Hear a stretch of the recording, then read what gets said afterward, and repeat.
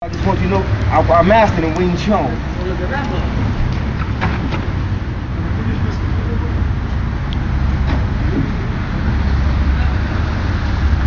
Footage for that ass.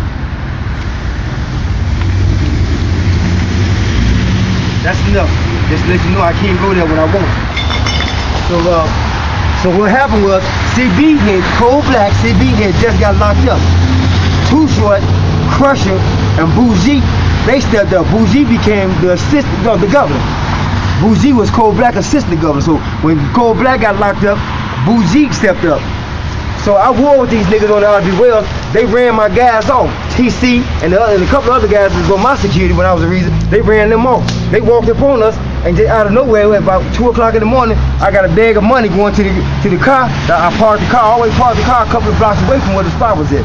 They rolled up out of nowhere, and my guys seen them coming and ran. I did not run, and I let them guys know. With all due respect, I don't know who you is. Whatever I got coming, take care of your business, because a scared man is a dead man. And I don't talk that talk, I walk that walk. It ain't the dog with the loudest bark, but the dog with the coldest heart that gets the bone. Nigga, I'm out here taking care of organizational business. Who are you niggas? Whatever you gotta do, take care of your business. Cause if you don't do me, I'ma do you, nigga. In real talk, I don't care what the situation pertains to. When I get you, nigga, if I cut your head off, if I decapitate you, when you die, I'm gonna be the loudest motherfucker at your funeral crying and kick your motherfucking coffin over, nigga. That's how I get down, real talk. But these niggas saw I wasn't scared, and they heard the extent of my vocabulary. There was no fear in what I was stipulating. So they seen what this indicated, and they withdrew and said, nigga, we respect you, you the man. They went and got Suge again. Suge, Cold Black was already locked up.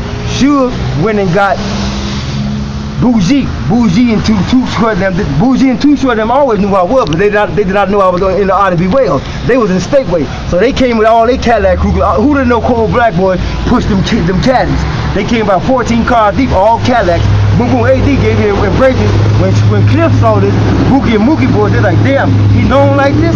And then they're like, well, who worked you got AD? And I told Bougie, this cheap work, Young John gave it to me. Young John was the co-chair then, before Shorty G got the spot. Shorty G was just still a gov then. So Young John had the city. Young John had the whole city. So they're like, okay, Bookie was like, well, you know, Bougie was like, well, this AD.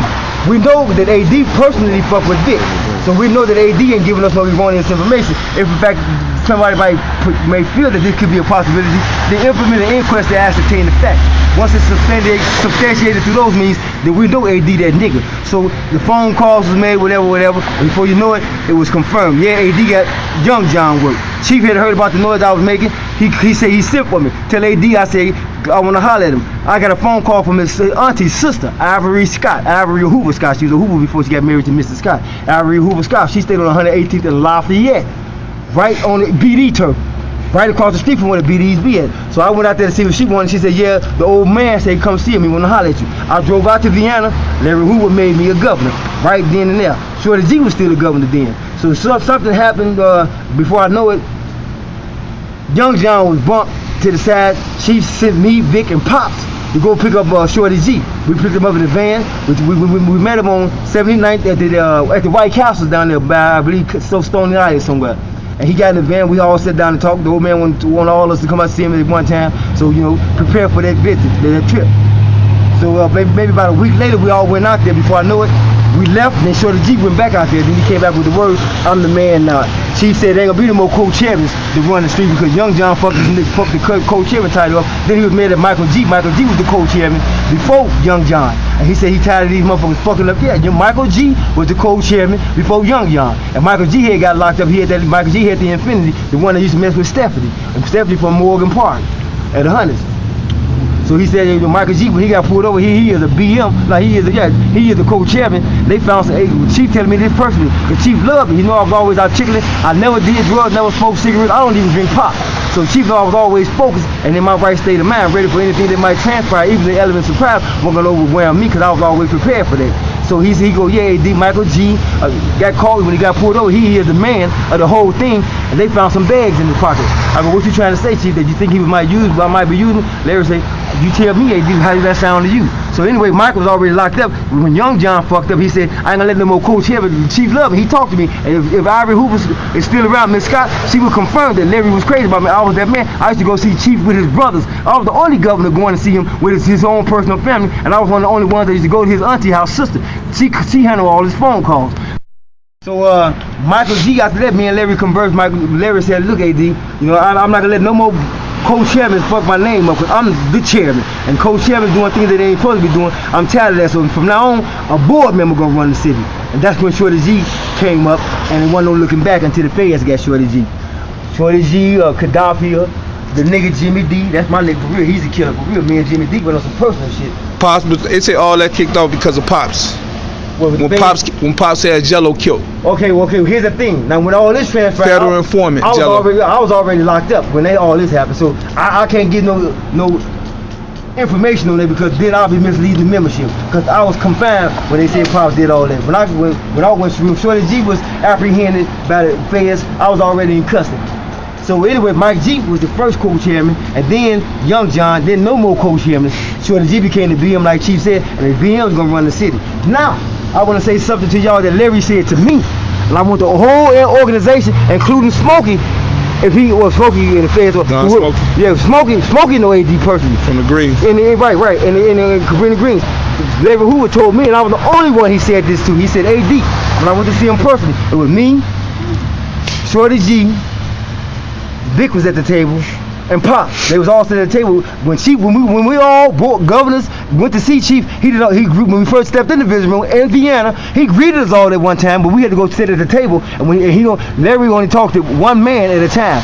When it came to business, he didn't talk to all the governors. He greeted us when we came in at one time. How you doing? Love you. We go sit down. If he had somebody there before us, he finished that visit, and when he concluded that visit with that person, whoever he nodded at is who he talked to one-on-one. But he did tell AD, he said, AD, me and him took a walk into the little window section. We were looking out the window when my car was parked there. He said, AD, I said, I want to tell you something, and you listen to me good.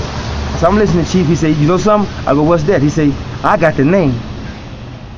And I'm saying to myself, I'm clairvoyant. I'm so swift with my ability to analyze things. My brain is like a computer. I'm like, what Chief on? But let's hit this out.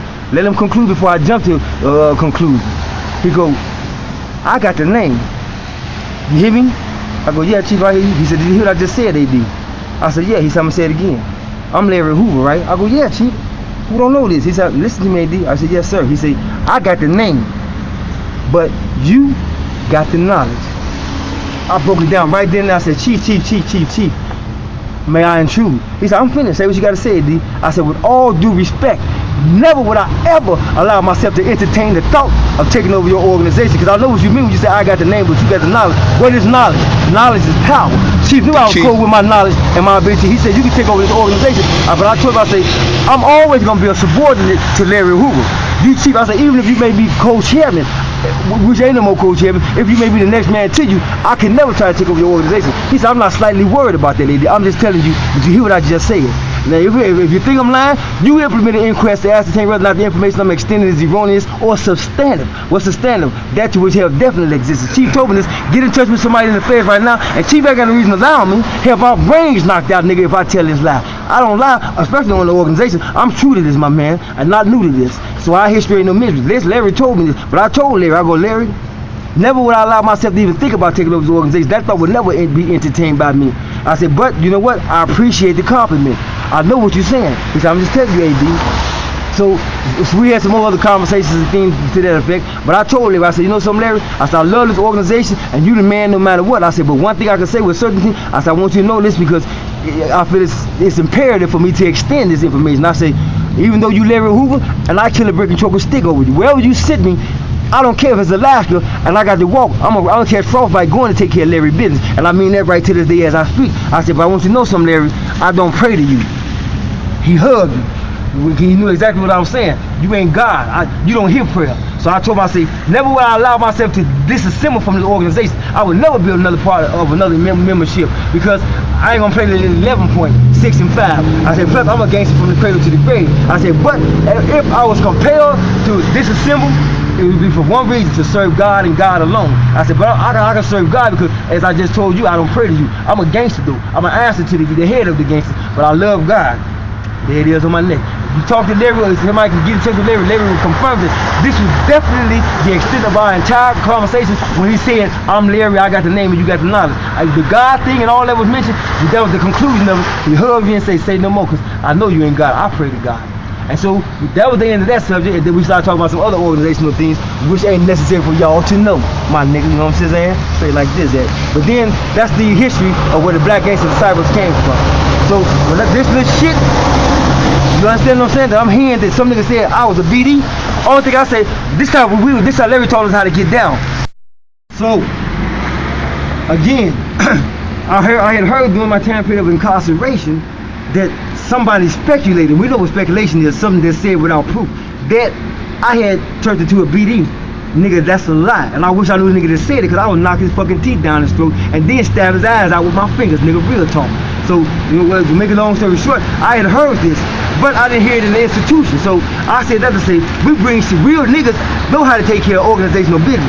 Larry told us that when we hear shit like that, we bring whoever said it, y'all, old boy said this, they come to a leader. Okay, the leader don't jump to conclusion. Okay, my man, I'm gonna look into that for you. And then what we hear from somebody else, everybody that was involved, we implement an inquest, an investigation is an inquest, and we bring these guys, we talk to them isolatedly without them even knowing we talk to these guys. And then we trick them one day to the yard if we're in the institution, but on the streets at a session. And we bring all of them to the table beyond their expectations, and we make them set each other out. That's how you do cancer. You bring cancer to, you cut cancer out at an early stage before it spread, because when it spreads, that's when it becomes detrimental to your health and overwhelm you. So I'm here to tell y'all right now, I ain't never left this organization. And if in fact that was the truth, niggas in the penitentiary and in the county jail don't play no games. Do it look like I'm wearing false teeth? Do it like I got my face busted all up?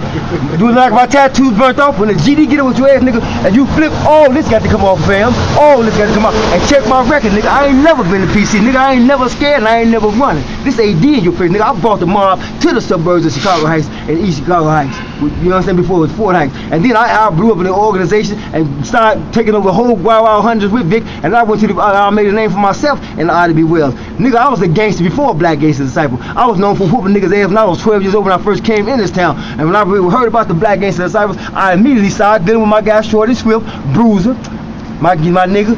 He was the first one took me to the city, and Bruiser was the coldest stepper in the land. You dig what I'm saying? We were being that nigga used to get down on the stepper side. So he taught me how to step, took me to the city, blessed me on 63rd and Cottage Road, me, Panoke. Before I brought Panoke into a meat Panoke, used to go in the city with Shorty Swift. He's a cannon. A cannon is a pickpocket. Shorty Swift was the coldest pickpocket in the land. Me, Shorty Swift, Panoke, and my guy Baby G from out there, may his soul rest in peace. Who don't know Baby G? And Steve Mack. It was on Steve Mack, and Dale Mack was only Max in the hundreds at that young age at that time. Bruiser was older than Shorty Swift. So that's how this all transpired with me becoming a Black Gangster Disciple. If it weren't for if it weren't for Shorty Swift, Bruiser, I wouldn't have been a Black Gangster Disciple. But I was a gangster before a Black Gangster Disciple. So that's how real niggas get down. Chief, let them, some niggas talking about just because they hit the title Gangster Disciple, then now they wake up in the mirror, nigga, and cock their hat to the right, nigga, I want to be a gangster disciple. No, real Jesus right here, and that's how Larry did with niggas. And that's how you get your function in the mob, different from being a natural G, because you're a man before you're anything. That's all a real G is. A real man ain't running for no trouble, ain't looking for none, and ain't trying to dodge none. I ain't the problem, y'all. I'm the problem solver. That's why I'm right here giving it to you right now. My guy Mike G. You know what I'm saying? Mike Dreads, Mike, these niggas from the easy nigga. These the Mike Dreads daddy. It's Floyd, nigga. Floyd was the kingpin of this motherfucker. Y'all already know his history. It's in writing and it's on camera. It's in the records, my man. So this is his son, my nigga. His son is a gangster. You understand what I'm saying? Real talk, man. A gangster. You hear me, nigga? Straight like that. So I'm here to let y'all know the Easy Greasy is still the coldest town that ever exists in the entire suburbs when it comes to us getting our dividends, nigga. We ain't playing no game. We capitalizing. Any nigga drive up and he ain't right, he gonna get the fucking smashed up. Yeah, true, real talk. Real talk in the Easy. Fake ass.